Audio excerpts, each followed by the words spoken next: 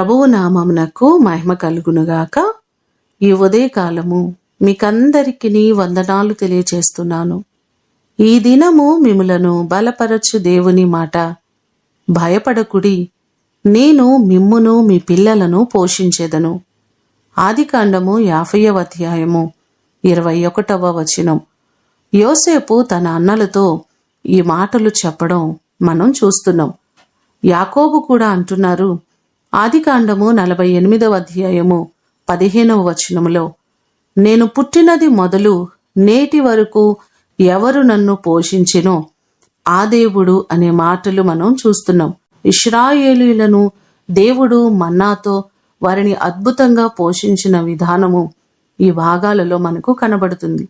మన దేవుడు మనలను పోషించేవారు, మనలను మన బిడ్డలను అద్భుత రీతిగా తృప్తిపరిచేవారు. మీ కుటుంబాల్లో ఉన్న ప్రతి ఇబ్బందులను దేవుడు తీర్చి ఆయన మిమ్ములను మీ పిల్లలను పోషించునుగాక. ప్రార్థన చేసుకుందాం. పరిశుద్ధుడైన తండ్రి, మీ పాదములకు వందనాలు ప్రభువా. మీరు మమ్మలను నిరంతరము పోషించే దేవుడవు.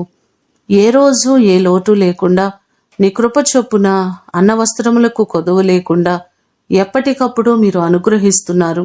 అందుకొరకు వందనాలు ప్రభువా. మీ కృప తప్ప వేరొక ఆధారము లేదు. సమస్తమును అనుగ్రహించుచున్న దేవుడు మీరే ప్రభువా. నీ కృప చేత మా ప్రియులెల్లరినీ జ్ఞాపకం చేసుకుని ప్రతి వారి కొదువలను కొరతలను మీరు తీర్చండి. వారిని వారి బిడ్డలను సమృద్ధితో మీరు నింపండి ప్రభువా. ఎవరు ఏ కొదువ కలిగి ఇబ్బంది పడుతున్నారో ప్రతి వారి కొదువలను కొరతలను తీర్చండి. ప్రతి వారిని సమృద్ధితో మీరు నింపండి.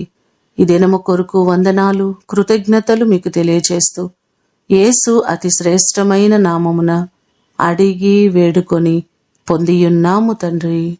ఆమేన్. దేవుడు మిమ్ములను దీవించునుగాక.